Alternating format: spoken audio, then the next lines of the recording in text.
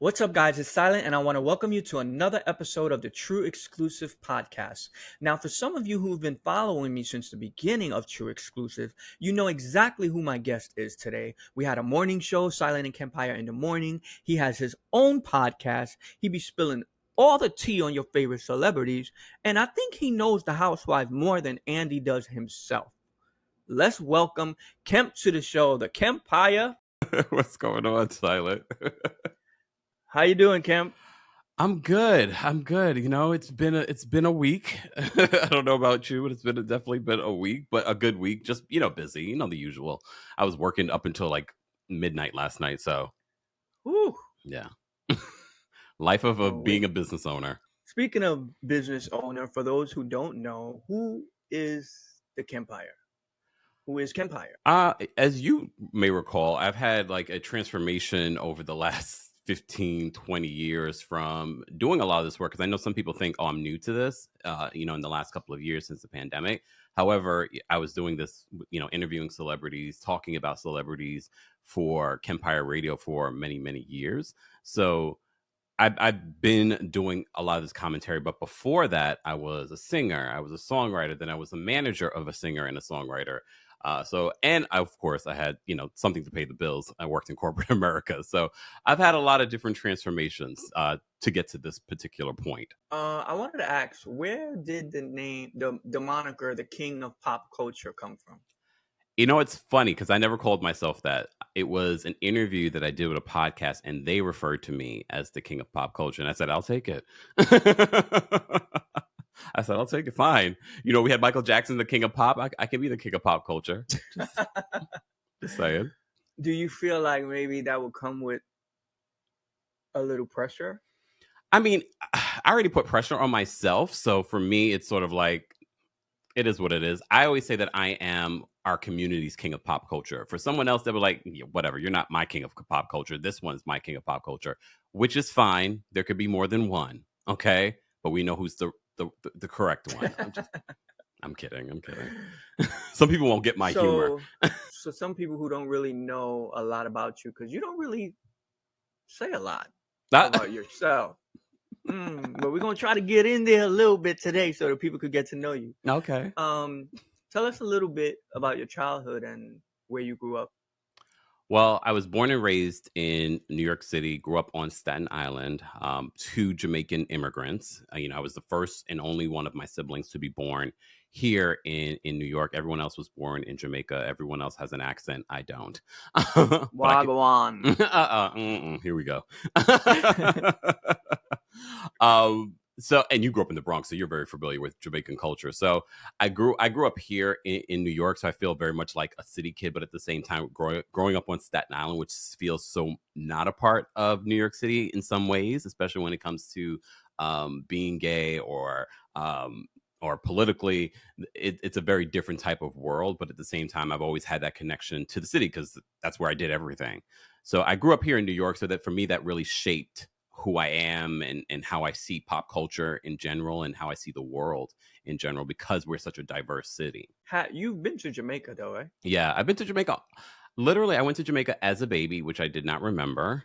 And my parents never took me back to Jamaica, even though they were going back and forth multiple times. And I think it was maybe almost 10 years ago. Maybe no, less than 10 years ago, I went back to Jamaica on my own with my friend, and just to kind of see everything. I mean, I would go back. I just, I have so many places that I want to go. So I don't like to do repeats, but I will definitely go back to Jamaica at some point. Did you always want to be a media personality growing up, or is that something that developed over time? I never wanted to necessarily be a media personality. I think that eventually evolved into that with Kempire Radio. Because before that, I wanted to be a doctor because, Jamaican parents. Wanted to be an OBGYN. Wow. And then also seeing, go figure. Wanted to be an OBGYN. Then that transformed from wanting to be an OBGYN to wanting to be a psychologist or psychiatrist. So I went to school for psychology, and then from there, just even along with going to school and getting my education, I really was just sort of like focused on music as well, because I started writing my own music. I started, going into the studio and recording, especially when we still had cassette tapes. So I have Ooh. like demos of me on cassette tape. Yeah, that's how old I am.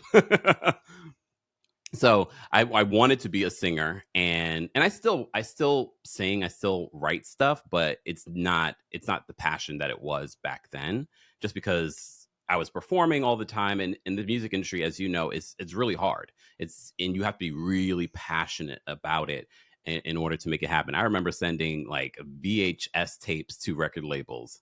Yeah, that's how old Wow. I am. VHS tape. That's throwback. They're somewhere in the mailroom of Sony or some of these other labels. They have a VHS tape of Kempire singing. We gotta find that. No, Look at please me. burn it. Hopefully, they threw it in the trash. You mentioned being gay and growing up in Staten Island, and can you talk a little bit about your experience with that? Yeah. Um. To be honest with you, for me, it was never necessarily an issue, as opposed to, because I became so used to, sort of covering that up. That's when I see like the gay kids now in New York City and on Staten Island, I'm like, yeah, live your best life, really show who you are, because I didn't have that. I had to learn how to conform to our society and walk a certain way, talk a certain way, in order to, god forbid anyone knows that I'm gay, especially coming from a Jamaican family, where that is a Jamaican and Right, religious right. family, growing up Jehovah's Witness. Oh, the combination was not great, but somehow I was able to navigate that without necessarily, because a lot of young gay people, young gay black men specifically, or young gay black boys, will turn, they'll run away and leave home. They'll get into terrible relationships. They'll get involved in like drugs and just really toxic behavior because of suppressing who they really are. Luckily for me, that didn't happen. I'm sure I still have my own little stuff, in regards to that, but it didn't turn into something that was detrimental to my mental health or physical health. Is it safe to say your first dabbling into media was Blog Talk Radio? Was that Yes, true? actually it was, because I remember, it was Melanie Fiona. For those that remember Melanie Fiona, when she first came out, she was part of the reason why I said I wanted to highlight artists that don't necessarily get the voice or the media attention that they deserve. So that's how Kempire Radio really was born, from that. And so I was like, okay, how do I do this? So Blog Talk Radio was there. I know some people probably still use Blog Talk Radio, but that's where I started. And then from there, because I'm always Do trying they? to upgrade. Say again? Wow. I said, wow, do they? That's crazy. I know, no, some people, these YouTube streets, No some people are still shade. using Blog Talk Radio, which is fine. Blog Talk It's Radio fine. changed a lot, especially in their price point and what they Oh, I could offer and imagine. stuff like that. But I was part of Blog Talk Radio when it was fun and affordable. Um, Hmm. so we started with Blog Talk Radio, but with everything, I always try to upgrade. So we went from Blog Talk Radio to moving to my own website and streaming from my own website. And so that's how it all started. It was Melanie Fiona, interviewing her, trying to highlight her music. Then it turned into interviewing other celebrities like Brandy. And Brandy was really cool. I always give Brandy credit, because Brandy at this particular point in her career had achieved all the things. And she's coming on my blog talk radio show to say hey and Kiki and sing me happy birthday. I will always give her credit for that, because some people are like, I am Brandy. I have sung with Diana Ross. I've acted with Diana Ross. Hmm. I've worked with Whitney Houston. I had my own television show. I've achieved this and that. And you coming on my show? Thank you, Brandy. You've had some amazing moments through the years. Oh my God, yeah. And one of those moments was pretty early on. You were on Blog Talk when Oprah called in, right? No, I was on my own No? website at that time. Oh my God. Yeah, I was on my own website, and at that point, we had been doing Kempire Radio for a couple of years, probably even more than a couple of But you years. see, you see how I feel like that was so long ago. That's how that tells you've been doing it for a minute. Yeah, I mean, oh my God, the Oprah interview alone was what, 2012? I think it was. Think, Wow, yeah, that was a good 2000. year. So it was a long time ago, and we were already on our website, to the point where when you listen to that interview, Oprah's like, "Can you see me?" Because she could see me, because we were streaming. We Yeah, were yeah, streaming on, yeah. like, I think it was called UStream at the time. I don't even know if UStream is even around anymore. And we were streaming on there, so she could Wow. see me. She was like, "I can see you, but can you see me?" I was like, no, Oprah, I can't see you. And this was like the Can you, beginning of like social media too. So she was very much involved on Twitter and things like that. And that's how we even secured the interview. so talk to me. You're getting ready for the show. It's a normal show day. Yeah, and what we were doing, we were already live, and I had already, we had interns and things like that. So I had already knew the power of social media. So I had the interns managing a lot of, post, our question of the day, our question of the night. So our team were posting questions on socials, and one of the questions was how people felt about Oprah doing an interview with the Kardashians. So Oprah chimed Mm, in, and people were like, "Oh my God, Oprah, call in, call in, call in!" And that's when I was using Skype for people to call in, and that's how she ended up calling in, because the question of the night was because of the Kardashians, and a lot of people were like, "Oprah, why are you interviewing the Kardashians?" Fast forward, the Kardashians now, no one's really asking that question at all. I mean, some people still are like, why are they relevant? Why are they even here? But Oprah, because Oprah had interviewed everybody that, right. she was at a certain level, but she had started this network and she was a business person. But she came on, because we were tweeting and tagged her in it. She was just like, okay. And we connected her. She called in. And again, that was not planned. So we just went off the cuff and just asked her all the questions in regards to, why do you think people feel the way that they do about you interviewing the Kardashians? And basically, she says, I interview people. Doesn't matter who it is. I interview people. That's Mhm, part of what mhm. I do. I kind of wish, now thinking back to the interview, that she would have, even just emphasized, like, I'm also a business person. I just started a network. And at that particular point, the network was struggling. And she says, Yeah. give me some time. We're building the network. And look, Own is here today. Another big moment. I got to bring it up because it's True Exclusive. The True Exclusive relaunch. You were one of the sponsors. Yes. What do you remember about that day? I don't barely remember. I remember that day, but it was such a busy day. So I don't feel like I Yeah, really yeah, took in that moment, because we had so many things happening. At the time, I was managing an artist. So I was managing that. I was helping right. with the event. Brandy was a part of that event. India Arie was a surprise guest. So it was a lot happening that day, but I remember it. But at the same time, I'm like, it kind of came and went. What do you remember from that day? Because it was your event.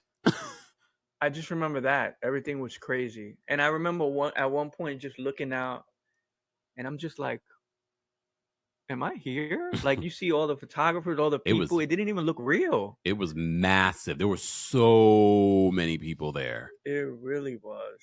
It was like What a it was blessing. definitely a moment. And when Brandy arrived, oh, Oh, forget it. So yeah, a lot of crazy, amazing moments.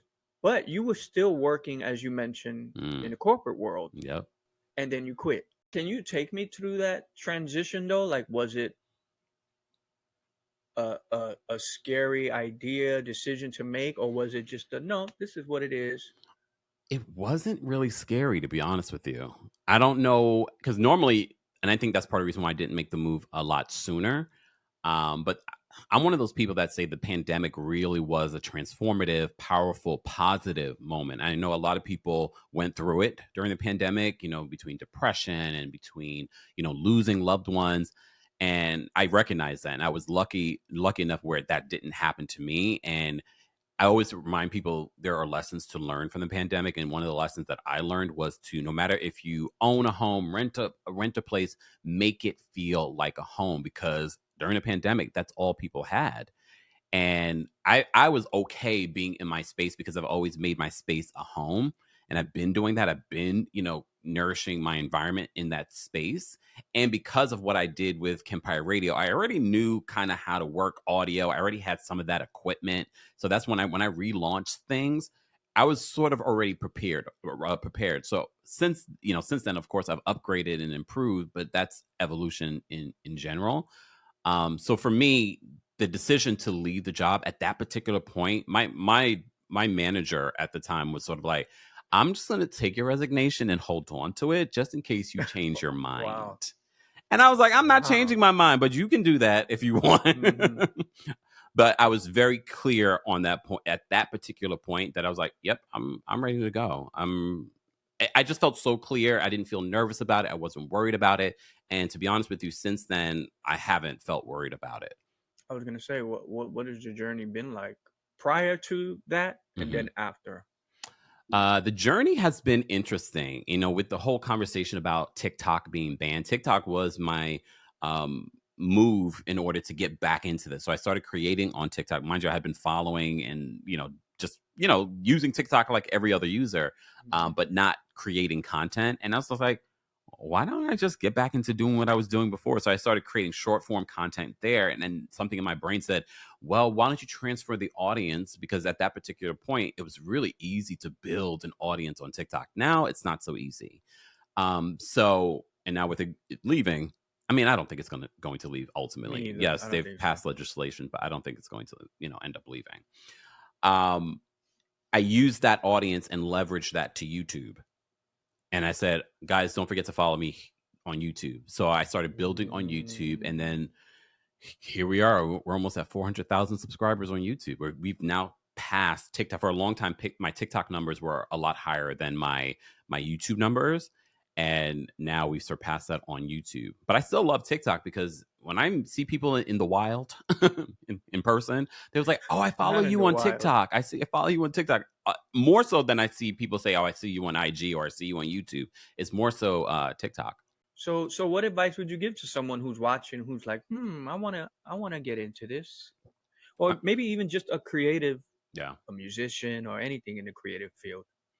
My key thing, and I've said this countless times before, is do it, but do it consistently. So many people start something like this, no matter what it is, singing, being a content creator, influencer, whatever it may be, and they start, and because they don't see the numbers that they want to see.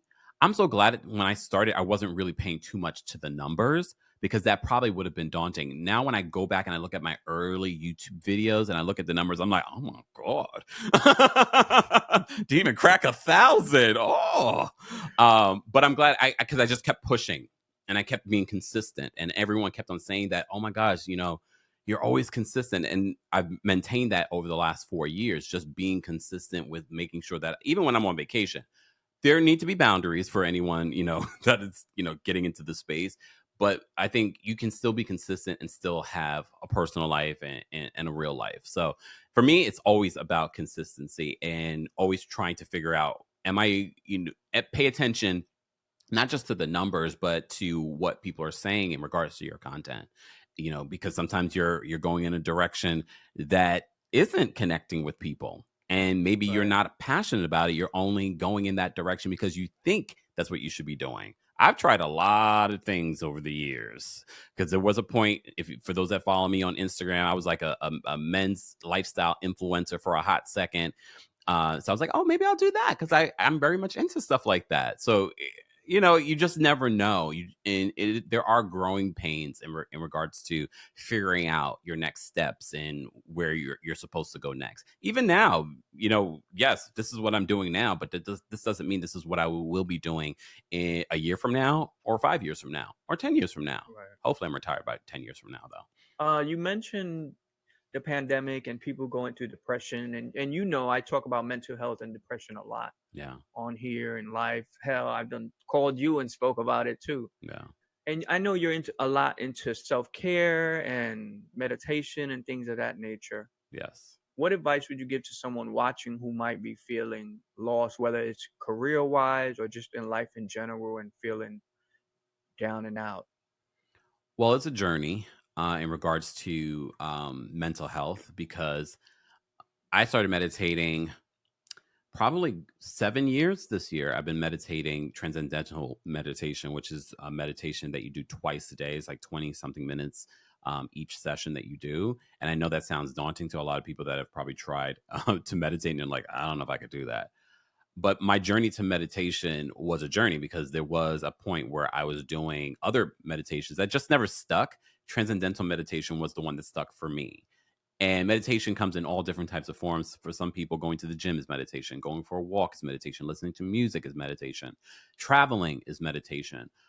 So you have to figure out what that is. But I also implore people to prepare themselves before they're in the middle of a depressive state, or upset, or just something that is hard to come back from, and you don't have the resources. And part of the journey that I've had Yes, I do all the things in regards to self-care and meditation. But this year, I wanted to make sure that I got into therapy, not because I necessarily had anything going on that I needed therapy, but being in the position that I am where people have all kinds of things to say about you and what you do in the comment section, because you know how social media is.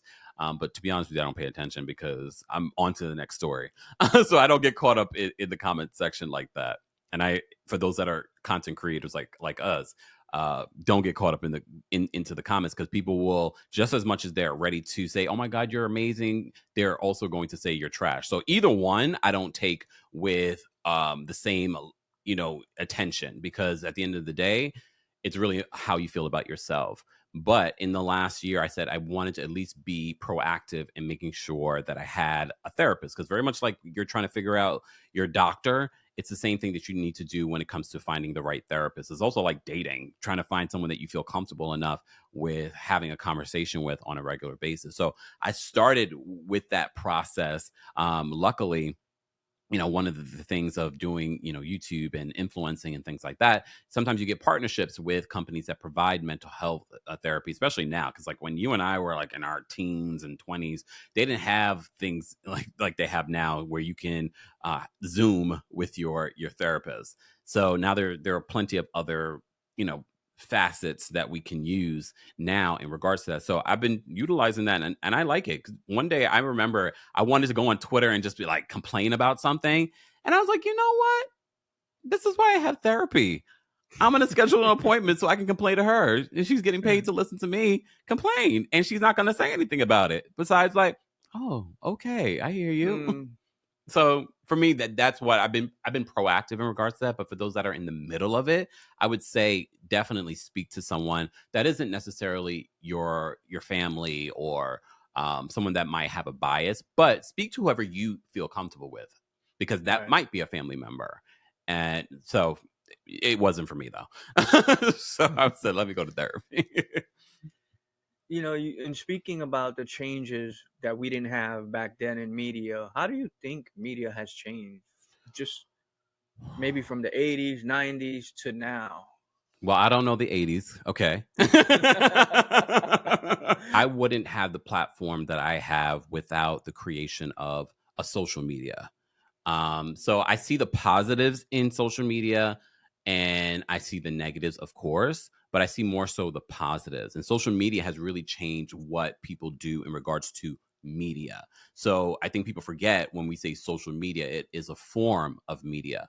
And that's why you see main platforms that are in the media that utilize social media in order to get their news out there, because that's what people, they're always on their phones, and that's how they're getting their information. It's definitely changed.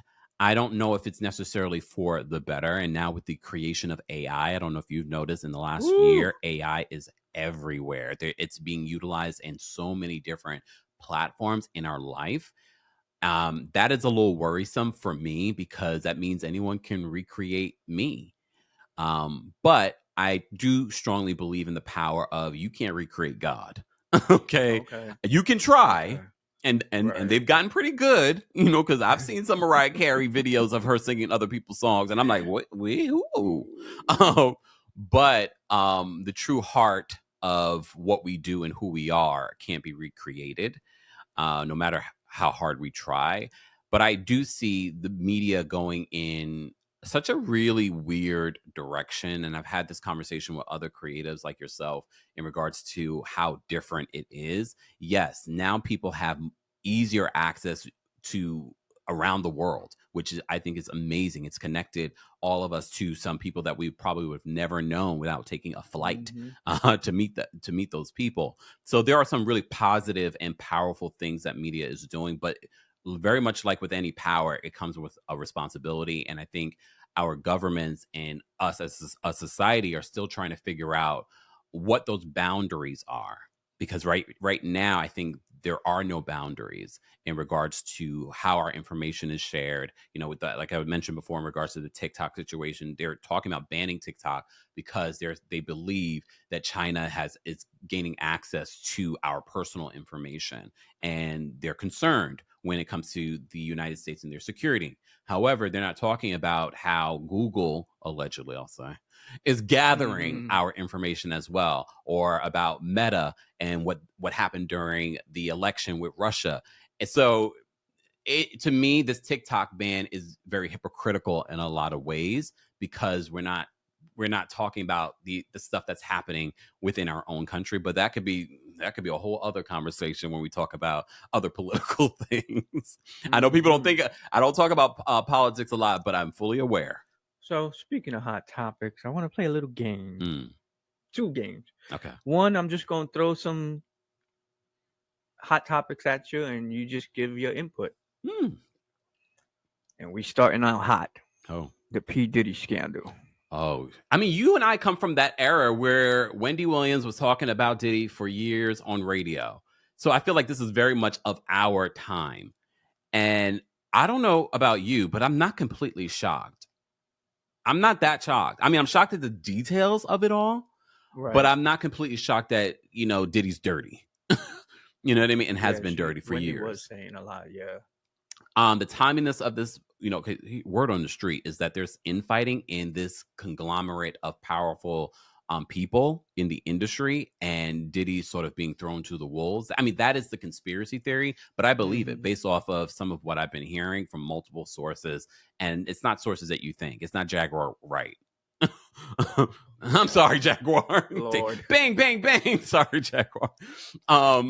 But I do believe she knows a thing or two. I know people don't want to believe. I don't know if I believe everything from her Right. 100%, but I definitely think there's a lot of truth too. Okay, the last topic, the J-Lo hate train. Oh, J Lo! Whoa, whoa, whoa! Oh, J Lo! I've always liked Jennifer Lopez. I've never met Jennifer Lopez. I don't know Jennifer Lopez from a can of paint, but I've always liked her energy in interviews. But I'm not surprised, especially now that I'm seeing all the stuff after watching her documentary, which was a good documentary. But I was also side-eyeing the documentary because I was like, is she performing in this documentary? Like, is this the Mm, real Jennifer Lopez? But or was she giving us what she thought you should give in a documentary? I think she wanted to create her mm. own lemonade, but she said that she wanted to create something like what Prince did. And I was like, girl, you are not Prince. Don't even try it. But I still like Jennifer Lopez, even though she doesn't sing her own songs. Oh. I'm ducking from the shots again. I mean, look, there are multiple instances where Jennifer has been accused of not singing her own songs. Multiple, not one, not two, not three, Right. not four, not five. Ooh. But what I will give Jennifer Lopez is that, first of all, she worked hard. I'm never going to take away from the fact that she's worked hard to be where she is. And unfortunately, I don't feel like there are a lot of other Hispanic women that have reached the level that she has. And you would have thought with her doing what she did, it would have opened up more doors for other people to come behind her. Yes, there's been some people, but I don't think we have anyone at the same Right. level as No. her. While I will also say I do respect her very much like Beyonce, their work ethic. And despite people talking about how she can't sing, and there's multiple examples of how she can't sing. Sorry. Um, she definitely worked with her vocal coach to be a better singer, and I Yes. can Yeah. appreciate She's her definitely trying to grown. do that. You know what I mean? All Did you right. listen to the Well, new project? I listened to a couple songs. I was no. like, oh, I want to, but every time I'm like, oh, yeah, it's not great. And then did you watch the musical I visual with wasn't it? interested. I started.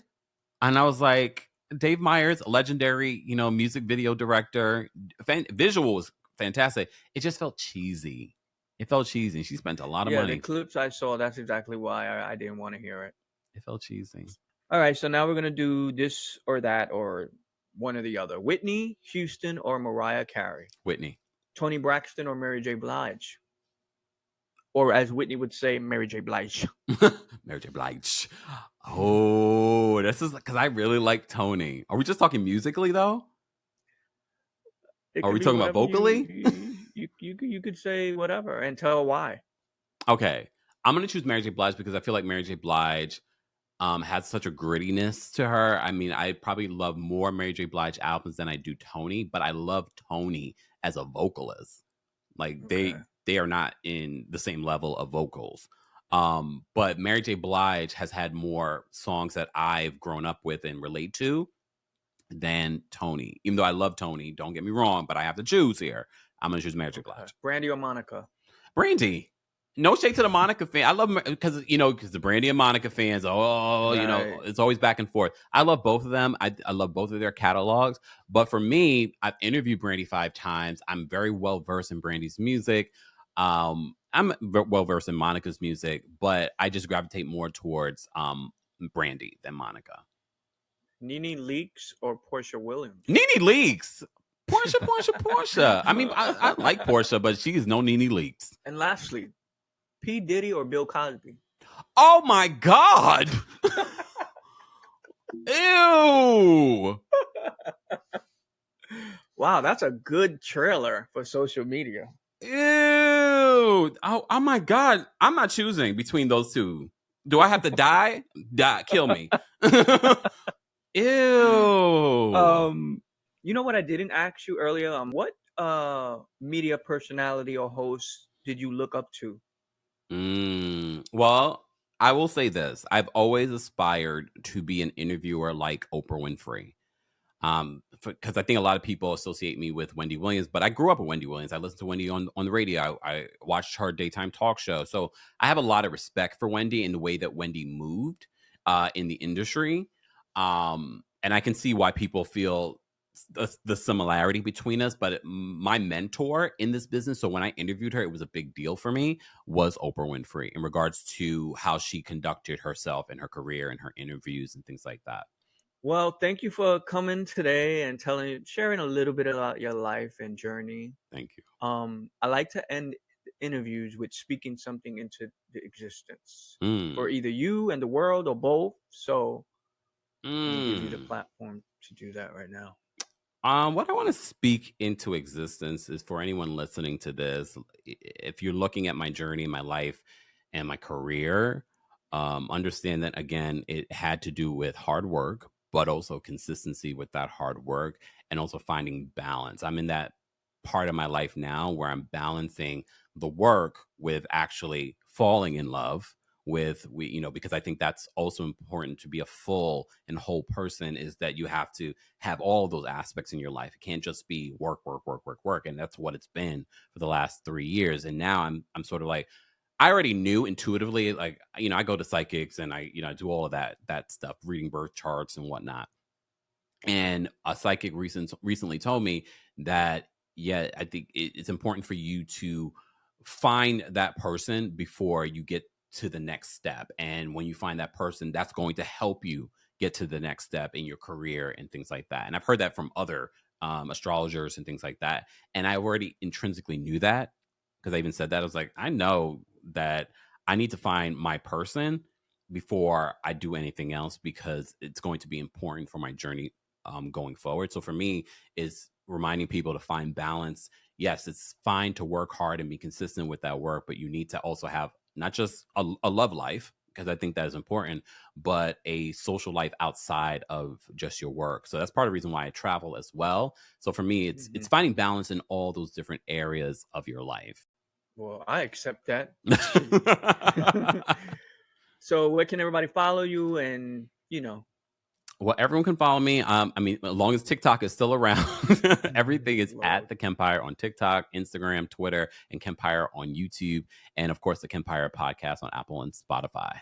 there you go, guys. Thanks for tuning in for another episode, and we will see you soon.